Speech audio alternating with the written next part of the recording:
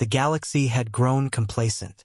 For centuries, the great interstellar powers believed the humans of Earth to be nothing more than a backwater species, isolated and harmless. They were granted observer status in the Galactic Concord, allowed minor trade, and left largely ignored, too primitive, too fractured, too insignificant to matter. But while the galaxy slept, humanity planned. Deep beneath the oceans of Europa, hidden in the shadows of Saturn's rings, and cloaked within the electromagnetic storms of Jupiter, they built. The project began as whispers in the aftermath of the Second Contact War, when alien fleets had skimmed Earth's atmosphere and declared the planet unsuitable for colonization. Too volatile, too dangerous, too stubbornly defended. It was then that the leaders of Earth united under a single mandate. Never again would humanity be caught unprepared. Admiral Kira Vaughn stood upon the bridge of the Erebus, her gaze fixed on the infinite starfield ahead. At first glance, the vessel appeared as a drifting moon, a massive sphere of alloy and carbon composite plating. But this was no natural body. The Erebus was one of 10 Leviathan-class warships, each the size of a small planet, each armed with enough firepower to turn continents to glass. Behind her, holographic displays shimmered, showing the fleet awakening from its century-long slumber. "They still don't know we exist, do they?" asked Captain Idris Hale, his voice quiet, almost reverent. "No," Vaughn replied. "The Concorde believes we are still debating orbital mining rights. They think our fastest ships barely scratch light speed. They've never looked deeper." Hale allowed himself a thin smile. "Good. Let them sleep a little longer." Across the galaxy, the Concorde High Council convened on the crystalline world of Mir. Reports of human expansion were surfacing.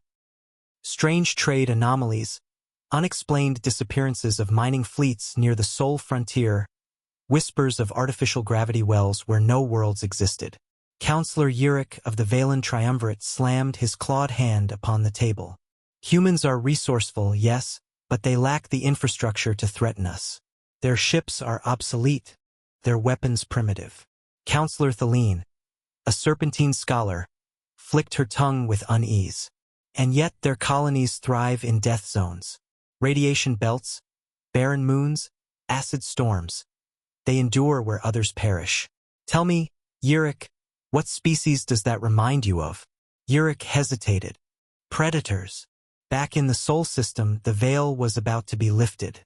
The Erebus led its sisters, Leviathan, Chimera, Oblivion, and the rest, out of their dark docks.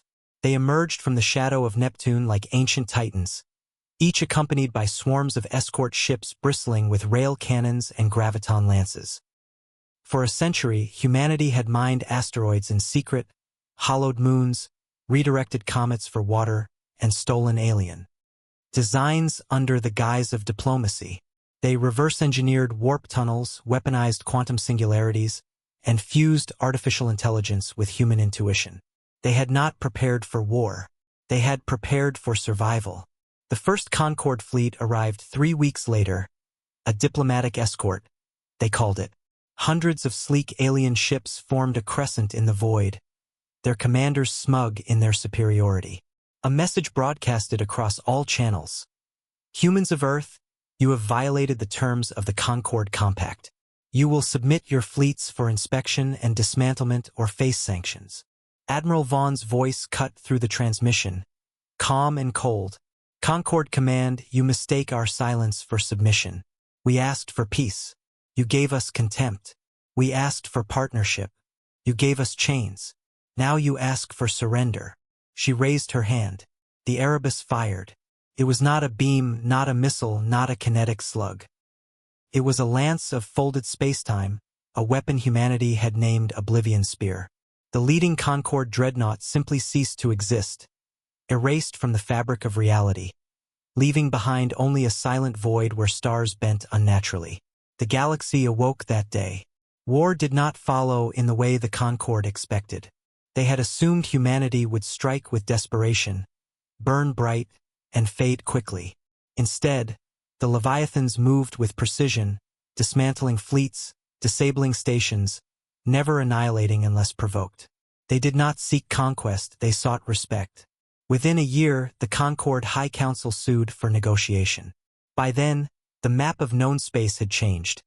Human-controlled zones sprawled like an iron web, their ships too large to blockade, their technology a century ahead of what anyone believed possible.